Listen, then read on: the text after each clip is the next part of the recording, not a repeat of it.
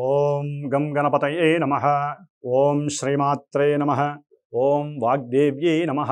ఓం నవగ్రహదేవతామూర్తయే నమో నమః. ఓం శరదిందు సమాకారే పరబ్రహ్మస్వరూపిణే వాసరాపీఠనిలయే సరస్వతీ నమోస్తుతే. ఓం ధరణీగర్భసంభూతం విద్యుత్కాంతి సమప్రభం కుమారం శక్తిహస్తం తం మంగళం ప్రణమామ్యహం. ఓం అంగారకగ్రహదేవతాయై నమో నమః.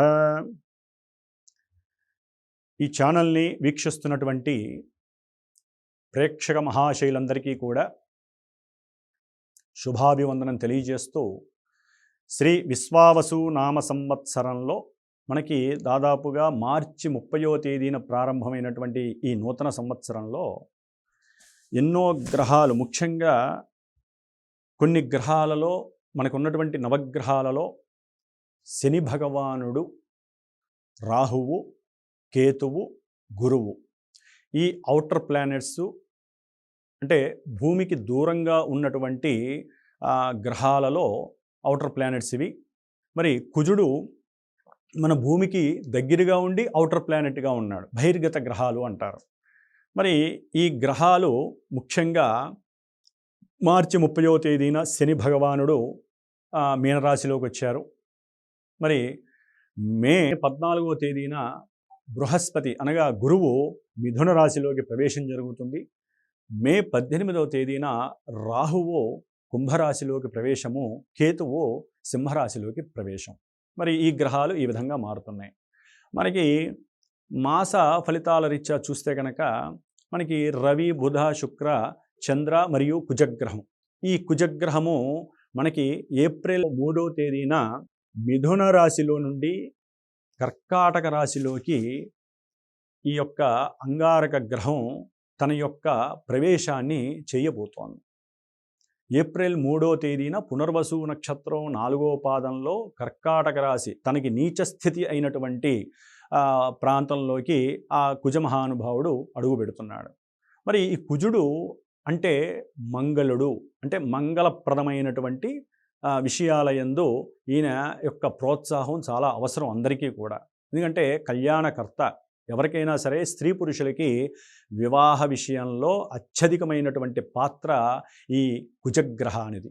ఈయన భూమి యొక్క పుత్రుడు, అంటే ఈ భూమి యొక్క పుత్రుడు కాబట్టి అటు విష్ణుమూర్తి యొక్క అంశ మరియు భూమి యొక్క అనుగ్రహం కలిగినటువంటి వాడు.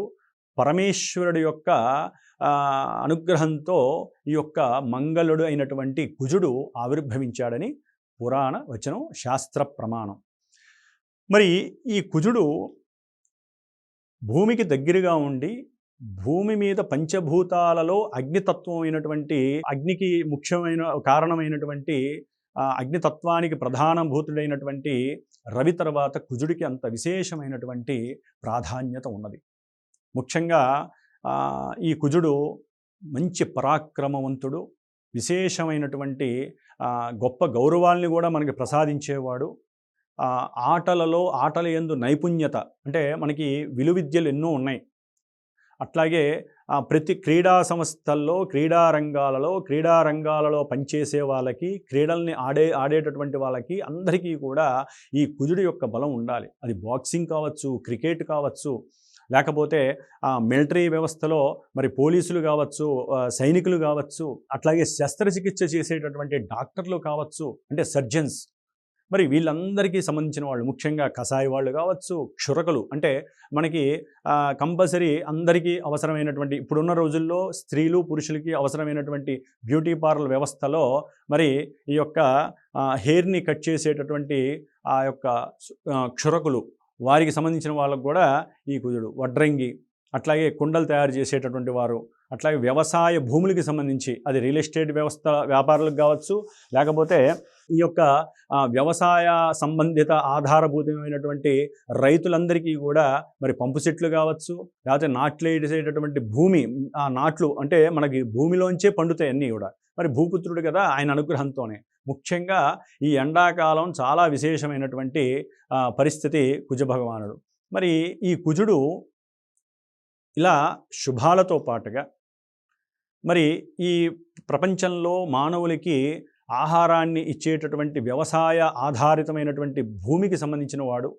ఎవరైనా గృహం కట్టుకోవాలన్నా, గృహాన్ని అమ్మాలన్నా, అట్లాగే ల్యాండ్స్ అంటే ఏదైనా భూ వివాదాలకు సంబంధించినటువంటి విషయాలకు కానివ్వండి, ముఖ్యంగా సోదరులకి సంబంధించినటువంటి విషయాల యందు కానివ్వండి, ఆరోగ్యం అంటే శత్రు రోగ రుణ విషయాలలో ఈ మూడిటికి సంబంధించిన వాడు కుజుడు.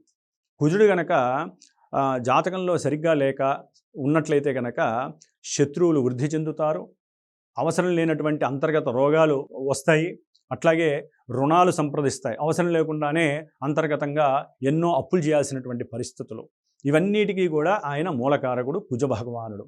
మరి ఈయన మనకు ఉన్నటువంటి ద్వాదశ రాశుల్లో మేషరాశి మరియు వృశ్చిక రాశి, అటు చరరాశి ఇటు స్థిర రాశి, ఈ రెండు రాశులకి కూడా ఈ యొక్క కుజ భగవానుడు ఆధిపత్యం వహించాడు. ఇటు ఆరోగ్యానికి, ఇటు అంతర్గత జననాంగ విషయాలకి, విరాట్ పురుషుడికి సంబంధించిన అంగాలలో ఈ యొక్క రెండు రాశులు కూడా, ఒకటి శిరస్సుకి, ఒకటి నాభి కింద ఉన్నటువంటి జననాంగ ప్రదేశాలను సూచించేటటువంటి రాశులకి ఈ అంగారకుడు మరి ప్రాధాన్యత వహిస్తాడు. అట్లాగే రక్తానికి సంబంధించినటువంటి విశేషమైనటువంటి కారకుడు. అట్లాగే మజ్జ, మనకి శరీరంలో ఎముకల లోపల మజ్జ ఉంటుంది, అంటే ఎముకలు బలంగా ఉండాలంటే లోపల మజ్జ అనేటటువంటి గుజ్జు ఉంటుంది, దానికి కూడా ఈ కుజుడు కారకుడై ఉంటాడు. అట్లాగే ఎవరికైనా సరే ఏదైనా ఆటంకాలు, విఘ్నాలు, లేకపోతే ప్రమాదాలు, అగ్ని ప్రమాదాలు, లేకపోతే వెళ్తూ వాహనాల మీద పెద్ద పెద్ద ప్రమాదాలు, వెహికల్స్ కాలిపోవటం, ఇట్లా ఎన్నో రకాలైనటువంటి ఇబ్బందికరమైనటువంటి సంఘటనలను కూడా సూచించేటటువంటి వైవిధ్యమైనటువంటి గ్రహం ఏదైనా ఉందంటే మరి మహానుభావుడు అంగారకుడు. ఈ కుజుడు యొక్క విషయంలో, ముఖ్యంగా వివాహ విషయంలో కుజదోషం అని మనకి ప్రాధాన్యత చాలా ఉంది. అది మ్యారేజ్ మ్యాచింగ్స్లో ఈ కుజదోషం అనేటటువంటి మాట ఎక్కువగా ఉంటుంది. సృష్టి ధర్మానికి ఒక స్త్రీ పురుషుడు కలిస్తేనే సృష్టి ఆవిర్భవిస్తుంది సంతాన రూపకంగా. మరి వాళ్ళిద్దరూ కలవాలంటే జాతకంలో చంద్రుని బట్టి, అట్లాగే మిగతా కొన్ని భావాలను బట్టి, కొన్ని పరిస్థితులను బట్టి జాతకరీత్యా బేరీజు వేసి, ముఖ్యంగా దాంట్లో కుజదోషం ఉందా లేదా, కుజుడు పలానా స్థానాల్లో ఉంటే కుజదోషం ఉంటుంది, దానికి పరిహారాలు చేసుకొని వివాహం చేసుకోవాలి. లేదా ఒకవేళ అలా ఉన్నా లేకపోయినా ఆయన దశలు, అంతర్దశలు, విదశలు వచ్చినప్పుడు వాళ్ళ యొక్క జన్మ లగ్నాలు, జన్మపత్రికలో లగ్నానికి గనక ఆయన పాపభూయిష్టమైనటువంటి రాశులకి కానీ స్థానాల్లో కానీ ఉన్నట్లయితే, కొన్ని స్థానాల్లో ఆయన ఉండకూడదు, మాంగళ్య వైధవ్యం వస్తుంది, మాంగళ్య దోషం వర్తిస్తుంది. అట్లాగే ఆయన ఒక్కొక్క గ్రహంతో కలిసినప్పుడు ఒక్కొక్క రకమైనటువంటి పరిచర్యలు, ఇబ్బందులు కలుగు చేసేటటువంటి వాడు ఈ కుజుడు. ముఖ్యంగా కుజుడు శుక్రుడితో కలిస్తే అది ఒక సపత్ని దోషం అనేటటువంటిది కలుగుతుంది. ఇట్లా ఎన్నో రకాలైనటువంటి ఇబ్బందులని, ఎన్నో రకాలైనటువంటి సమస్యలని, ప్రమాదాలని సూచించేటటువంటి ఈ కుజ భగవానుడు మనకి ఏప్రిల్ 3వ తేదీ నుండి జూన్ 6వ తేదీ వరకు కూడా ఈ కర్కాటక రాశిలో 3 నక్షత్రాలలో, అనగా పునర్వసు నక్షత్రం 4వ పాదం, తర్వాత మనకి ఏప్రిల్ 12వ తేదీ నుండి కూడా పుష్యమి నక్షత్రం 4 పాదాల్లోనూ, ఆ తదుపరి మే 12వ తేదీ నుండి జూన్ 6వ తేదీ వరకు 24-25 రోజులు ఆశ్లేష నక్షత్రంలో ఈయన యొక్క సంచారం జరుగుతూ ఉంటుంది కర్కాటక రాశి. మరి ఈ కర్కాటక రాశి ఈ యొక్క అంగారకుడికి నీచస్థిత రాశి, మిత్రరాశి అయినప్పటికీ దాంట్లో ఇప్పుడు ఈ ఏప్రిల్ 12 నుండి కూడా మే 12వ తేదీ వరకు ఈ 30 రోజులు కూడా చాలా ఇబ్బందికరమైనటువంటి పరిస్థితులు మన యొక్క దేశాలకి కానీ, ప్రపంచ దేశాలకి కానీ కలగబోతున్నాయి. ఎందుకంటే కుజ భగవానుడు ఇందాక మనం చెప్పుకున్నట్టుగా సమస్త ప్రమాదాలకి ముఖ్య కారకుడు. ఆయన చాలా ఫాస్ట్ క్యాండిడేట్, ఆయన చాలా ఫాస్ట్గా చేసేస్తాడు. అది కాక చరరాశి అంటే fast moving planet plus sign కూడా ఫాస్ట్ మూవింగ్ సైన్ అయింది కాబట్టి అది మిత్రరాశి అయింది. నీచ స్థితిలో ఉన్నాడు అంటే విడిగా కుజుడు ధైర్యవంతుడు, పరాక్రమవంతుడు, అట్లాగే విక్రమశాలి, అన్నదమ్ములకి సంబంధించినటువంటి వ్యవహారాలు తెలియజేసేవాడు, భూ సంబంధిత పరిస్థితులను తెలియజేసేవాడు. మరి నీచ స్థితిని బట్టి బలహీనుడే ఉండటం వలన అది జలరాశిలో ఉండటం, ఇప్పుడు మార్చి 30 నుండి జలరాశిలో అడుగుపెట్టినటువంటి శని, శత్రువు అయినటువంటి శని యొక్క నక్షత్రంలో ఉండి ఆ శని మనకి మీనరాశిలో ఉండటం ద్వారా జల ప్రమాదాలు, జలము లోపల ఆల్రెడీ ఎప్పటి నుంచో సెగలు కక్కుతూ ఉన్నటువంటి ఎన్నో మనకి ఈ అగ్నికి సంబంధించినటువంటివి ఎన్నో ఉన్నాయి. అంటే భూమి పైన కనిపించే ఉంటే అట్లాగే సముద్రాల లోపల కూడా మనకి అగ్ని కీలకలు అనేటటువంటివి ఎన్నో ఉన్నాయి. లావా అవి చిమ్మితే కనుక మనకి లావా వస్తుంది, అగ్నిపర్వతాలు. అవి మన ప్రపంచంలో అన్ని చోట్ల ఉన్నాయి. మరి ఇవన్నీ కూడా లోపల అగ్నిని దాచుకున్నాయి సముద్రాల లోపల. మరి జలరాశులు సముద్రాల్ని సూచిస్తాయి కదా. మరి సముద్రాలకి సంబంధించినటువంటి రాశుల్లో కుజుడు శని 2 పాపగ్రహాలు ఉన్నాయి. అందులో కుజ భగవానుడు శని నక్షత్రంలో ఉండి జలరాశుల్లో ఇద్దరు ఉండటం అనేది ఇది ఒక నెల రోజుల పాటు ఇది కొంచెం వైవిధ్యమైనటువంటి ప్రమాదభరితమైనటువంటి సమస్యలు సముద్రంలో అలజడులు కలిగించేటటువంటి పరిస్థితులుగా శాస్త్ర ప్రకారం మనం అన్వయించుకోవచ్చు. మరి ఈ యొక్క జలరాశుల్లో ఉన్నాడు, సరే ఓకే, ప్రపంచ దేశగోచార రీత్యా ఎన్నో సమస్యలు కలుగుతాయి, ప్రమాదాలు కూడా జరిగే, జల ప్రమాదాలు జరుగుతాయి, నదులు కానీ లేకపోతే ఎన్నో జీవరాశులు సముద్రాల్లో, నదుల్లో, చెరువుల్లో ఉన్నటువంటి జీవరాశులకు సంబంధించి వ్యవసాయ ఆధారిత భూమైనటువంటి రైతులకు కూడా కొన్ని సమస్యలు వచ్చే అవకాశం ఉంటుంది. అట్లాగే ఈ యొక్క మీనరాశి కాబట్టి మరి మీనరాశి వాయు ఆకాశతత్వం, ఆకాశంలో కూడా ఉరుములు, మెరుపులు, ఎన్నో రకాలైనటువంటి ప్రకృతి వైపరీత్యాలు కలగడానికి కూడా ఈ నెల రోజులు. తర్వాత బుధ నక్షత్రంలోకి మారుతాడు, అది కూడా కొంత వైవిధ్యమైనటువంటి సమస్యల్ని క్రియేట్ చేస్తుంది. అంటే మే 12 తర్వాత కుజుడు బుధ నక్షత్రంలోకి వచ్చినప్పుడు మనకి రైల్వే శాఖకి సంబంధించి, అంటే రైల్వే ట్రాక్లకి సంబంధించి, రైళ్ళకి సంబంధించి, విమానాలకి సంబంధించి, లేదా నర్సింగ్ హోములు, లేకపోతే నర్సులు, డాక్టర్లు, వైద్యాలయాలు, ఇట్లా ఏదైతే మనుషులకి సంబంధితమైనటువంటి విషయాలు ఉంటాయో వాటన్నిటి మీద ఈ యొక్క కుజగ్రహ ప్రభావం ఉంటుంది. ముఖ్యంగా న్యాయ వ్యవస్థ మీద చాలా చాలా ఇబ్బందికరమైనటువంటి పరిస్థితి కుజుడు కలుగు చేస్తున్నాడు. న్యాయస్థాన విషయాలలో, న్యాయ విషయాలలో జడ్జీలకు సంబంధించి ఎన్నో ఇబ్బందులు కలుగజేసేటటువంటి పరిస్థితులు కలుగుతున్నాయి. అట్లాగే భార్యాభర్తల మధ్య ఎన్నో విధాలైనటువంటి న్యాయపూరితమైనటువంటి విషయాలలో కొంత ప్రతికూలమైనటువంటి పరిస్థితులు కనిపిస్తున్నాయి.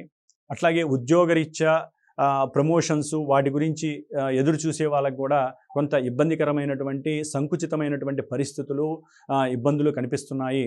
వృషభ రాశి వారికి ఈ కుజుడు ఏప్రిల్ 3వ తేదీ నుండి జూన్ 6 వరకు కర్కాటక రాశిలో 3వ స్థానంలో తన యొక్క సంచారం చేసేటటువంటి సమయంలో చాలా విశేషమైనటువంటి ఖ్యాతిని, ఆనందాన్ని, అధికారాన్ని, ఉన్నతమైనటువంటి గౌరవాన్ని ప్రసాదిస్తూ అనుకున్నటువంటి ప్రతి విషయంలో సంకల్పాన్ని ముందుకు తీసుకువెళ్ళి చొరవగా ముందుకు తీసుకువెళ్ళేటటువంటి సమర్థతని కలుగు చేస్తున్నాడు వృషభ రాశి వారికి.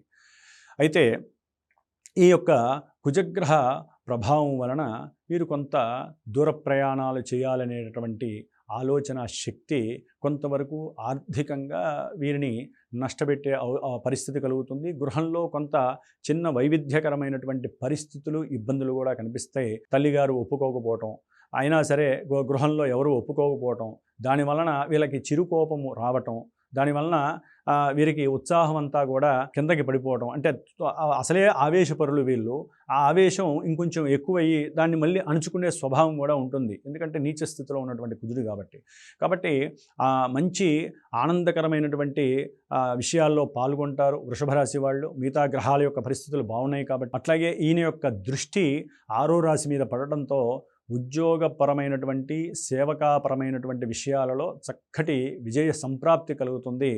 ఎవరైతే విద్యార్థులు వ్రాతపూర్వకమైనటువంటి లేదా నోటిపరంగా ఓరల్ ఎగ్జామ్స్కి ఎవరైతే ప్రిపేర్ అయ్యారో వారందరికీ కూడా శుభ పరిణామాలు ఎదురవుతున్నాయి.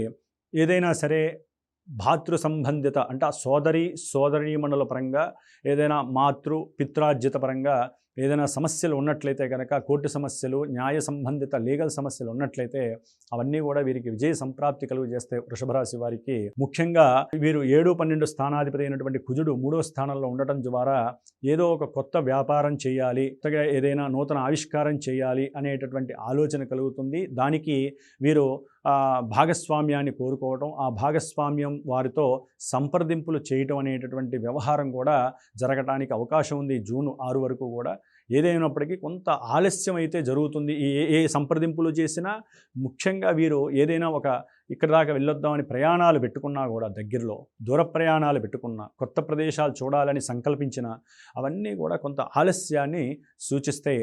ఆ ఆలస్యం ద్వారా నిరుత్సాహం వస్తుంది, కోపం ఎక్కువ అవుతుంది, అన్నదమ్ముల మధ్య కొంత సమన్వయం లోపిస్తుంది. ముఖ్యంగా అన్నదమ్ములే కలిసి వెళ్దాం అనుకుంటారు, తల్లితో పాటుగా అందరూ కుటుంబంలో సమేతంగా వెళ్దాం అనుకుంటారు ప్రయాణాలకి.